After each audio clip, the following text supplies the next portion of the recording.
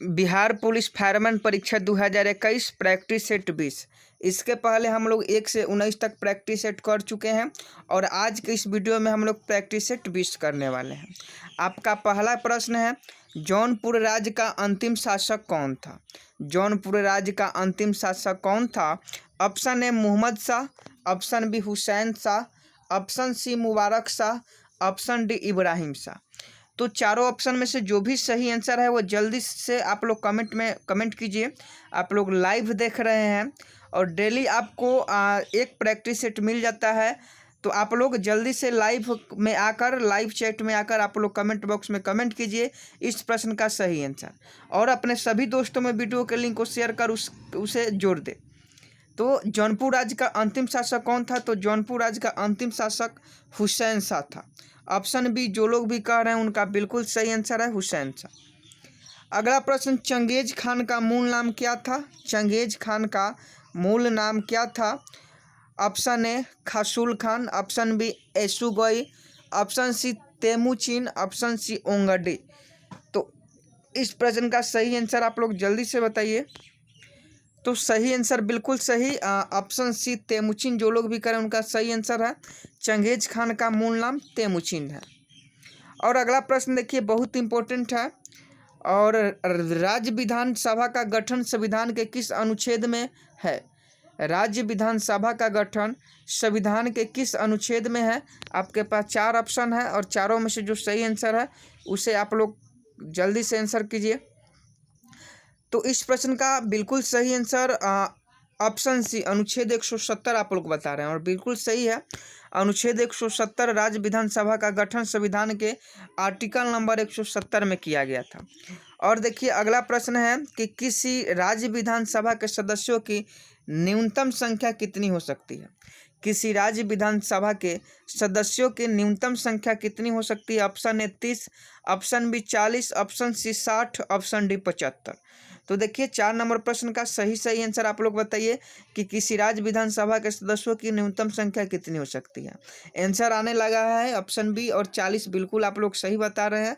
40 इस प्रश्न का सही आंसर है।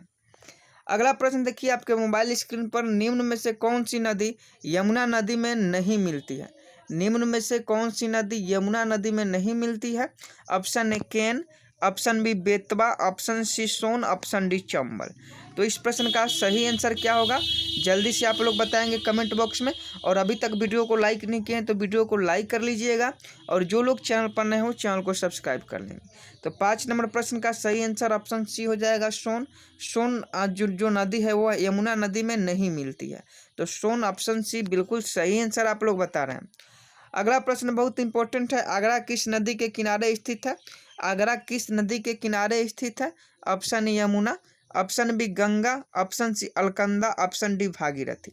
तो देखिए इस प्रश्न का सही आंसर आप लोग जल्दी से कमेंट बॉक्स में कमेंट कीजिए कि आगरा किस नदी के किनारे स्थित है। बिल्कुल सही आंसर आने लगा है, यमुना नदी किनारे आगरा स्थित है। आगरा जो है वह यमुना नदी के किनारे स्थित है। और इसका पीडीएफ भी आपको मिल जाएगा, तो घबराना नहीं है।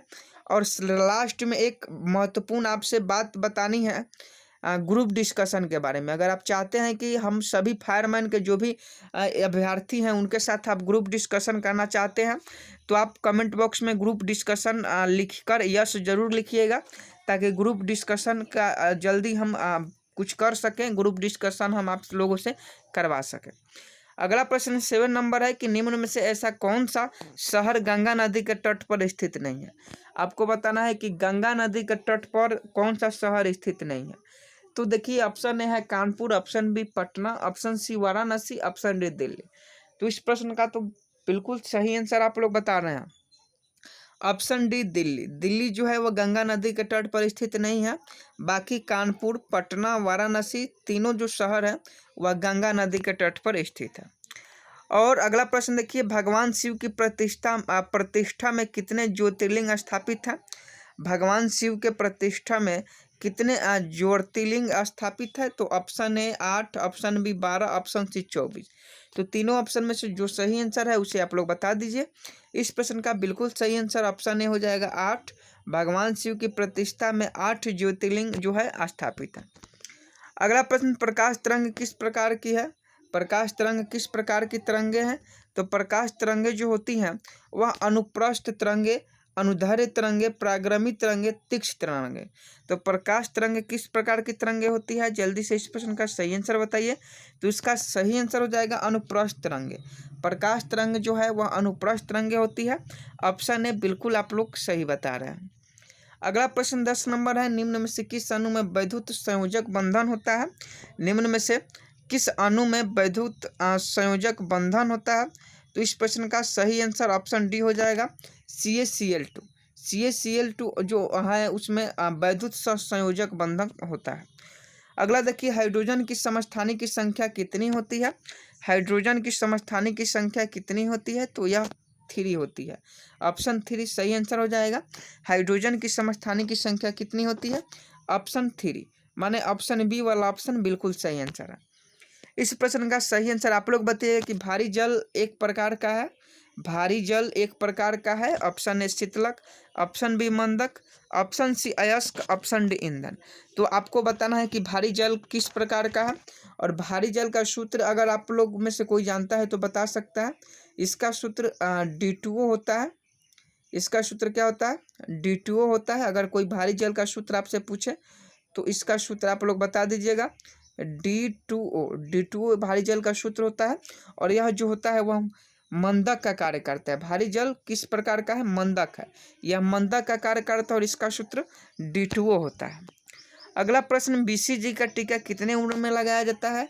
आपको भी BCG का टीका मिला होगा, हमें भी मिला है, मतलब सभी लोगों को BCG का टीका लगता है। तो आपको बताना है कि BCG का टीका कितने उम्र में लगाया जाता है।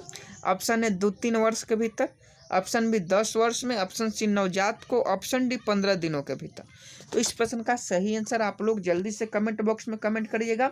और एक बार वीडियो के लिंक को शेयर कर आप सभी दोस्तों को एक साथ जोड़ लें। और जो लोग चैनल पर नए हैं, चैनल को सब्सक्राइब नहीं किए, वो चैनल को सब्सक्राइब कर लें। तो बिल्कुल इस प्रश्न का सही आंसर ऑप्शन सी नवजात हो जाएगा। आप लोग बता रहे हैं नवजात को। तो BCG का टीका जो है वो नवजात अवस्था में, नवजात उम्र में लगाया जाता है। देखिए अगला प्रश्न, भारत का राष्ट्रीय खेल किसे माना जाता है? तो ऑप्शन ए फील्ड हॉकी को, ऑप्शन बी क्रिकेट को, ऑप्शन सी शतरंज को, ऑप्शन डी कबड्डी को। तो 14 का इस प्रश्न का सही आंसर बता दीजिए। भारत का राष्ट्रीय खेल किसे माना जाता है? तो भारत का राष्ट्रीय खेल जो है हॉकी को माना जाता है। ऑप्शन में नहीं है, लेकिन भारत का राष्ट्रीय खेल हॉकी को माना जाता है। वैसे भारत का कोई राष्ट्रीय खेल नहीं है, लेकिन फिर भी भारत हॉकी में बहुत बार मेडल ला चुका है, गोल्ड मेडल, इसलिए भारत का राष्ट्रीय खेल हॉकी को माना जाता है। देखिए अगला प्रश्न है, जम्मू से श्रीनगर का मार्ग किस दर्रे से होकर गुजरती है? Option A Zojila, option B Burzil, option C Banihal, option D Pir Panjal. तो आपको बताना है कि जम्मू से श्रीनगर का मार्ग किस दर्रे से होकर गुजरती है। तो इस प्रश्न का सही आंसर आप लोग बता दीजिए कि जम्मू से श्रीनगर का जो मार्ग है वह किस दर्रे से होकर गुजरती है। तो इस प्रश्न का बिल्कुल सही आंसर आप लोग बताना है। और इस प्रश्न का सही आंसर क्या हो जाएगा? तो बनिहाल दारा हो जाएगा। बिल्कुल सही आंसर ऑप्शन सी बनिहाल दारा इस प्रश्न का सही आंसर हो जाएगा। PDF के लिए आप हमारे टेलीग्राम चैनल पर ज्वाइन कर लीजिएगा, वहाँ PDF मिल जाएगा। देखिए अगला है, पृथ्वी की सतह से सबसे दूर वातावरणीय सतह को क्या कहते हैं? ऑप्शन ए मध्यमंडल, ऑप्शन सी समताप मंडल, ऑप्शन सी बहिमंडल। इसका क्वेश्चन का मतलब है कि सबसे ऊपर जो मंडल है उसे कौन सा मंडल कहते हैं? तो बहिमंडल कहते हैं। ऑप्शन सी मतलब सबसे बाहर का मंडल, बाहर का मंडल मतलब बहिमंडल, और सबसे दूर तो बाहर वाला ही मंडल होगा। तो ऑप्शन सी इस प्रश्न का सही आंसर हो जाएगा। देखिए अगला प्रश्न बहुतों बार करवा चुके हैं, वायुमंडल में सर्वाधिक कौन सी गैस है? वायुमंडल में सर्वाधिक कौन सी गैस है? तो इस प्रश्न का सही आंसर आप लोग बताइएगा। Option A oxygen, option B hydrogen, option C nitrogen, option D इनमें से कोई नहीं। तो इस प्रश्न का सही आंसर जल्दी से फटाफट कमेंट बॉक्स में कमेंट कीजिए। तो बिल्कुल सही आंसर नाइट्रोजन। वायुमंडल में सर्वाधिक कौन सी गैस है? नाइट्रोजन गैस है। देखिए अगला प्रश्न है, भारत किस गोलार्ध में स्थित है? ऑप्शन है उत्तरी और पूर्वी। बहुतों बार ये क्वेश्चन पूछा जाता है, BBI है, आगे भी पूछा जाएगा। उत्तरी और पूर्वी, ऑप्शन बी है दक्षिण और पूर्वी, ऑप्शन सी उत्तरी और पश्चिमी, ऑप्शन डी उत्तरी और दक्षिणी। तो देखिए इस प्रश्न का बिल्कुल सही आंसर आप लोग बताइएगा, और गलत मत कीजिएगा, घबरा कर आंसर नहीं देना है। और इस प्रश्न का बिल्कुल सही आंसर आप लोग बताने लगे हैं, उत्तरी और पूर्वी ध्रुव। इस प्रश्न का बिल्कुल सही आंसर हो जाएगा। भारत किस गोलार्ध में स्थित है? उत्तरी और पूर्वी में। कौन सा भारतीय द्वीप बंगाल के खाड़ी में स्थित है? ऑप्शन ए दीव, लक्षद्वीप, दमन, अंडमान और निकोबार। तो 19 नंबर प्रश्न का ऑप्शन ए हो जाएगा दीव जो है वह भारत द्वीप की बंगाल की खाड़ी में स्थित है। अगला देखिए, इंदिरा पॉइंट किसकी दक्षिणी नोक है? इंदिरा पॉइंट किसकी दक्षिणी नोक है? तो ऑप्शन है अंडमान निकोबार द्वीप समूह का, धनुषकोडी का, मालदीव का, लक्षद्वीप का। तो देखिए इसका प्रश्न अंडमान निकोबार द्वीप हो जाएगा। द्वीप समूह अंडमान निकोबार द्वीप समूह का जो इंदिरा पॉइंट है वह दक्षिणी नोक है। ऑप्शन ए बिल्कुल सही आंसर हो जाएगा। अगर आप ऑप्शन ए सोच रहे हैं तो बिल्कुल सही आंसर। सारण सिंचाई नहर निकलती है ऑप्शन ए सोन से, ऑप्शन बी गंगा से, ऑप्शन सी कोसी से, ऑप्शन डी गंडक से। सारण सिंचाई नहर, तो देखिए सारण तो जिला का भी नाम है, लेकिन सारण सिंचाई नहर किससे होकर निकलती है? तो कोसी नदी से होकर निकलती है, ऑप्शन सी। और बिहार का शोक नदी कोसी का कहा जाता है, यह आप सभी को मालूम होगा। अगला प्रश्न, भारत में सबसे लंबी सिंचाई वाली नहर है? भारत में सबसे लंबी सिंचाई नहर है, ऑप्शन ए सरहिंद नहर, ऑप्शन बी यमुना नहर, ऑप्शन बी इंदिरा गांधी नहर, ऑप्शन सी पूर्व कोसी नहर। तो 22 का जो सही आंसर हो जाएगा वह क्या हो जाएगा? तो ऑप्शन सी हो जाएगा इंदिरा गांधी नहर। इंदिरा गांधी नहर इस प्रश्न का बिल्कुल सही आंसर हो जाएगा। इंदिरा गांधी नहर राजस्थान में है और वहाँ सिंचाई वाली सबसे लंबी नहर है। अगला प्रश्न देखिए, रेगुड़ मिट्टी सबसे ज़्यादा है, ऑप्शन ए महाराष्ट्र में, ऑप्शन बी तमिलनाडु में, ऑप्शन सी आंध्र प्रदेश में, ऑप्शन डी झारखंड में। तो यह जो है महाराष्ट्र में सबसे अधिक है। और रेगुड़ मिट्टी को काली मिट्टी भी कहा जाता है, जिसमें कपास की खेती की जाती है। बिहार होमगार्ड में पूछा था, बिहार होमगार्ड के एग्जाम में यह क्वेश्चन पूछा था कि कपास की खेती किस मिट्टी में किया जाता है? तो काली मिट्टी में, जिसका नाम रेगुड़ मिट्टी भी है। भारतीय लोक नृत्य नहीं है, आपको बताना है कि कौन सा भारतीय लोक नृत्य नहीं है। Option A Ghoomar, option B Kathakali, option C Garba, option D Dandiya. तो इस प्रश्न का सही आंसर आप लोग बताइएगा। और सही आंसर आने लगा है कथकली।